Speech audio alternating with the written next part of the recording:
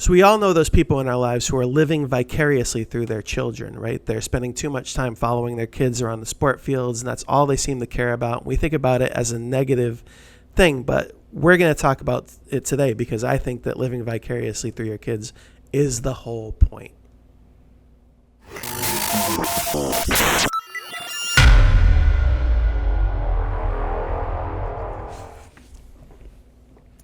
Hi, welcome back to another Art of Fatherhood. I'm Brian LaFauci. And I'm Patrick Marino. And today we're going to talk about why you should be living vicariously through your children. And I actually, I've been thinking about this a lot. And I think that, so Brian and I both obviously are parents, right? And we both have athletic backgrounds. And as they clearly can tell. We're clearly former athletes.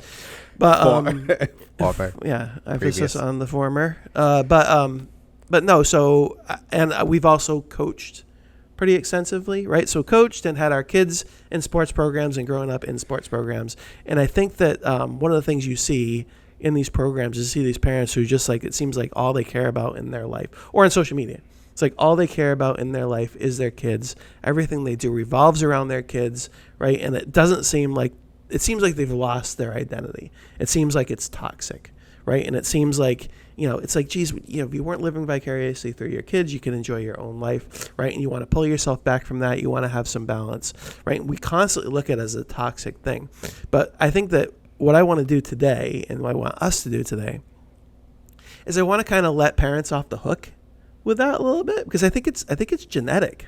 I think it's like a Darwinian thing. It's like the whole point of having kids is so that your genes get passed on, right? And so that your kingdom continues, right? And so you want your kids to do better than you are, right? That's the whole point. I think it's genetic. I think it's to improve the human race, and I think it's more natural to want that than it is to be this unplugged, like, live your life separately from your kids. I think that when people get caught up with what their kids are doing, and I think that's the natural part. Now, we're going to talk about, probably needs to be some balance at some point. But I think if you've been accused of living vicariously through your children, I think that you got to let yourself off the hook. Well, you made a great point. I mean, the reality is, we're looking at all this through the lens of all this nonsense that we live in a daily life. And let's call it for what it is. A lot of it is nonsense. I mean, when you break it down like you just did, we're not fighting for survival because we've gotten our civilization so far past that what are we really fighting for is a starting spot on the roster. Right, yeah. When it's broken down to its lowest level, it's like, who's going to get the lead in the play, right? Who's going to, right? So when you break it down, so I think that's where some of it, but the reality is you're 100% right, because take all that bullshit out of it, and we are trying to get our kids to the top of, if all of that falls apart, we want our kids to be at the top of the food chain in the sense of we want our genes to reproduce. Right. And you can't ignore tens of thousands of years of genetic imprint of protecting your children for that purpose, to ensure the offspring, right? Of nurturing them, fostering them, and hoping they rise to the top of the tribe. I mean, that's been ingrained over years. Dogs didn't just last year realize that by following a master and being obedient and being loving, that they don't have to live in the wild and get ripped apart by coyotes. Generations and generations and generations of that DNA transfer led to Bobolina hanging out at my feet all day long, right? We're the same way. Right. We're the same way. And what is this living vicariously through their kids beyond that? It's 100% is this desire to see our genes perpetuate, just manifested in the construct we live in. Well, I think it also manifests itself in like just these gut feelings that you have when your kids do something, right? Especially if your kids succeed, like you have this gut feeling of pride, like you did not, like I didn't do anything, right? Like, yeah, my genes are in the child, right? And I had some did some raising of the child. But like when he succeeds, like you feel pride even though you didn't do it. And it's natural. It's not something to be like frowned upon. It's like that's something that you are supposed to feel because you're supposed to want more of that because if your kid does better, then the genes do better and the family does better and everything does better. Like you're supposed to want that, right? It's supposed to happen. And the same thing when your child struggles. It's like, then I feel like if you see your child struggling with something, it's like you feel uneasy. It's like, geez, I just wish like, especially when you're watching your kid struggle, like, I mean, sports is an easy example. Yeah. Right. And you watch them struggling. It's just like, and some parents, like, we're going to talk about doing it toxically, but like, it's just like you feel it, whether or not you project it outwards or whether you're just feeling it and you're just sitting there inwards thinking like, oh, I wish you just wouldn't struggle with that. Or even when your kid's struggling in school, it's like, why didn't he why can't you just get that? It's this gut feeling. And I think it's biological. And I think what we have to do is we have to be okay with the fact that it's there. And then I think we have to figure out, okay, how do we deal with it in a way that's non-toxic, especially since like you can say, for example, if you want your child to succeed in something, you can push them away, right? You can make it harder for them by being all over them, making them not love it, making them not want to do it anymore, especially with important things like school or just working hard or being successful, all the things you want. There's ways that by living vicariously through them, you can turn them off and push them down a road that you don't want them to go down. But it's more about harnessing it than I think it is like turning it off. There's a great commercial on right now. The Little League World Series is going on right now. Right. And the school, the town I grew up in is actually in the final round. Right. They came out of the Northeast region, which is kind of cool. But you see a lot of what you're talking about, like playing itself out right now on TV. Right. These. And sport. I mean, I grew up in sports. You grew up in sports. It probably resonates with us, and it probably resonates with a lot of people because most kids at some point. Right. And there's a commercial that they produced recognizing some of this, the pressures we can put on our kid when we are living vicariously, but putting a pressure to succeed on them. And so they have this whole commercial. It's a dad like leaning over the fence yelling, and then it goes to the kids, and the kids are talking to the camera, and they're saying stuff like, do you really think that motivates me? Do you really think I want to work harder when you yell at me that way and make this game not fun or, whatever? So I think the boundary and, there's a great, I don't want to interrupt too much. Yeah. We were talking off camera. Mm-hmm. We mentioned South Park in a kind of a controversial episode, but there's a great South Park episode that's all about the kids in the Little League World Series. And they just keep progressing and the parents are like celebrating every win, and Randy's in the stands picking fights with like the other too aggressive dad in the sand, but the kids are trying to lose on purpose so they can enjoy their summer. But because they're trying to lose on purpose, all the other kids are also all trying to lose on purpose. So they're trying to play poorly, and whichever team can play the poorest doesn't have to play anymore, and they can enjoy the rest of their summer, right? So that's like the toxic version of living through your kids, is to try and push them into something that they're not enjoying or liking. And as coach, I've seen this a lot with kids who went through the system, and when I coach at the high school level, some of the better players I ever had didn't go on to play in college, and it was strictly because they just were done. Yeah, they were done, and you realize that they weren't doing it out of joy anymore. They were doing it out of obligation. Right. So how do we as parents, or sometimes it's just priorities change. Yeah. Right. I mean, I can enjoy something a lot, but then if I see something else in my life that I enjoy and I have to give up something, it's more of like prioritizing. Well, a lot of times girls have trumped. Girls are a big part of it, and then obviously you want to work and make money for the girls, right? So it's like that's a big part of it. But I think that especially when you're in sports, I don't want to go too far down a tangent, but like we talk about burnout a lot. It's like, how do we not burn these kids out? And like, why do kids drop out of sports? And why is this? It's not always because of burnout. A lot of times it's just because priorities change, and it's priorities change. It's not anything you can control. Yeah. You know what I mean? They just change. They find something else they like. It's like you have two things you like. You can't do everything.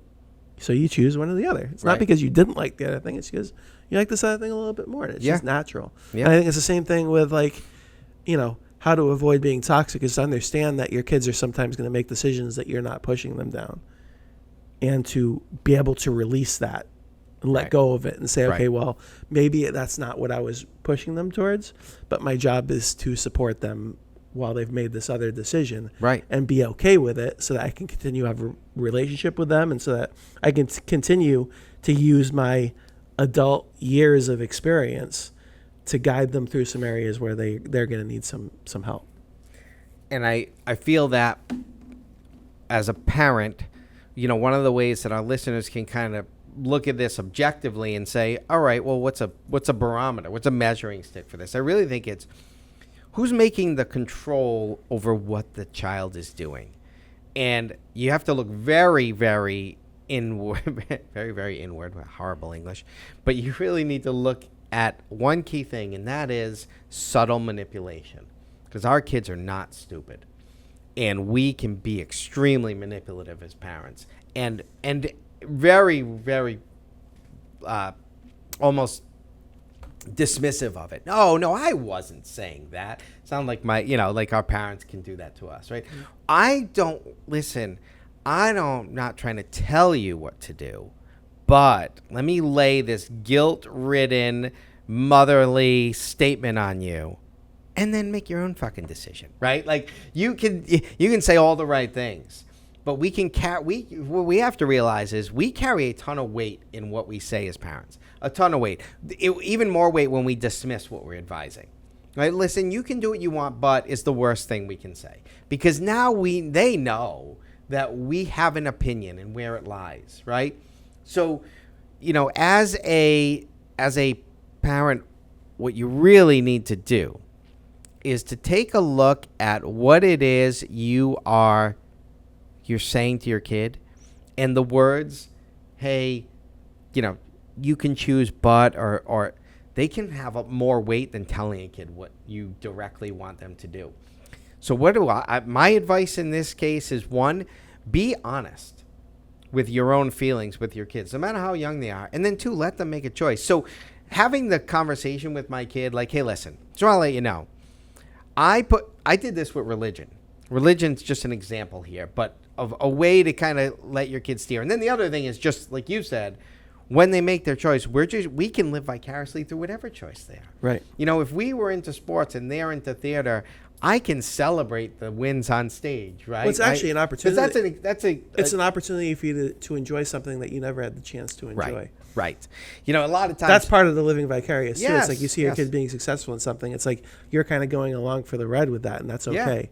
Yeah. Because it enhances your life experience as a person. Absolutely. The low-hanging fruit is we put them in things that so there's not one parent out there that grew up, and we'll do religion because it's easy. Not one parent up there that grew up Catholic is going to take your kid and put him in the Baptist church across the street just because, that's not what you're going to do. You're going to grow them up Catholic just because.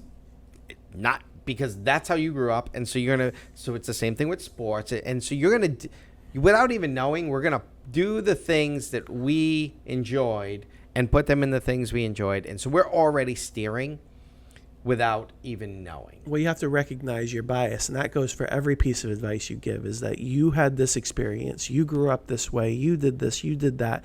And yes, is your experience going to be something that you can pass down as a lesson that hopefully your child, especially your failures, like hopefully your children won't have to live them because you already did, and you can kind of share that. Is that true? Yes. But at the same time, you're not the same, and the world isn't the same. And you've got to be careful with your own bias, your bias to your life experience and the way that it happened to you. But that doesn't mean that it's going to happen to your child the same way. Your child is different. They're built differently. Just by virtue of having you as a parent, they're going to be different than you who had different parents, right? Just by virtue of being in this family, by living in 2023 versus 1985, right? The world is different. So you got to be careful and recognize that your biases may be affecting what you're trying to share, and that you have to be open-minded as well, because the world is different and you're different and they're different. And if you're not open-minded, then, that's going to cause some friction that doesn't need to be there in your relationship. And you could also end up steering them in a wrong direction because you're so narrow-minded because of this is the way that it happened for me, whereas the world is different and this child's different. And I think those are the conversations to have with your kids at any age. And, this is the conversation I have with my kids about religion. I pretty much said, I know we take you to church every week. We take you to this church. We take you to this church with this religion. You may not be getting anything out of this. And understand that the only reason we do this is because this is just what we do. It's not the only thing out there. And giving them kind of that choice to kind of then say, hey, if anything else interests you, let's go check it out. Like, give them kids want more than anything. They fight throughout their whole life until they move out for control and choice. Any argument, I guarantee you, any argument you're having with your kids, the root cause of it will be control and choice. You are saying X, they want to control Y, and you're saying no, usually, right? So it's control and choice. So when it comes to the concept that we're talking about today, which is how living vicariously through our kids, I think it's a great thing. As long as your kids have control and choice over what that thing is. Right. And as long as you are supporting it and not driving it. Right. Because there is a big difference. And how we talk to our kids really matters. And subtle nuances in what we say matters. And I say this to my mom all the time. I'm a grown adult. I've raised 5 kids. And I tell her sometimes, like, you forget I've now raised 3 more kids than you did, right? Because they still talk to you, right? Like, yeah. But, sometimes I say, like, she'll have desires and wants for her grandkids. Yeah. And she'll say them to me, and she'll always do that preface, like, I'm not telling you what to do. And I always have to say, I'm like, listen. You got some mom issues. You keep making that voice, and you keep telling. You've been told that a lot. Italian family, right? But I think it's important because I'll have that conversation when I say, when you say something, it comes with the weight of, you're my mom, right? And so it isn't just a passing. And comment. Her bias is the life that she lived 30 years ago when you were growing up. So it's acknowledging. The life is different now. Yeah. So acknowledging to our kids that in front of them that, hey, listen, I realize if I say something, it's gonna weigh a little heavy on you, and you're gonna think maybe I'm disappointed if you don't choose it. Like, have those open conversations to break down. Honesty is so important. Yes. As honest as you possibly can be without hurting them. Honest with yourself. Yeah. To them. Yeah. And acknowledging right off the bat that you understand that no matter what it is I say, that there's weight to it that even weighs on them. So I love living vicariously through my kids. They've far exceeded most of them in most areas. They exceed what I was capable of doing, and I'm sure they're going to continue to do that. And that gives you a lot of that joy gives you out pride of it. and joy, Tons. and it fulfills your life. Tons, and I love seeing them succeed. And I even more than succeed. You know what? When I really live vicariously through them, and I get so much, I get all tingly inside. When they're not great at something, and they still say, "Yeah, I want to do it because I love that." Like, right. You're doing that just to experience it because you enjoy it, and you could you don't care that you're not the starting whatever, or you don't care that maybe you got the backup role in that play. You just love being on stage, and you're still going to drive at it. Like, that to me is better than, granted, the wins, when they have the wins, it's great, but just seeing them, the resiliency and desire to do something that makes them happy is awesome. Right. And you're able to do that in a bunch of different ways, but you are a very well-rounded person. And I think that where the toxicity comes in is with these people who do not have some other outlet, right? And so that when the kid either bails because they're rebelling, or because they're just older and they're ready to move on with their lives, now there's no meaning in it for the parent. So I think there needs to be you need to stay well-rounded, keep your relationships, find time for yourself. I think that's all important within reason. But I do think that if you want your kids to be successful, you need to have that idea that you're living with them, that you're along for the ride. I think that's what living vicariously is. You're along for the ride with your kids, and that will help them because at least even if you're not propelling and driving hard, I think that you're being along with them is the support that they need. Awesome. Especially if they're going to make mistakes. Like, if you want them to make good mistakes, then you have to be there to help them when they do. Help them either make sense of it or help them in other ways, right? If they need serious help. And I think that you have to be along for that ride, and I think that it's natural and it's okay.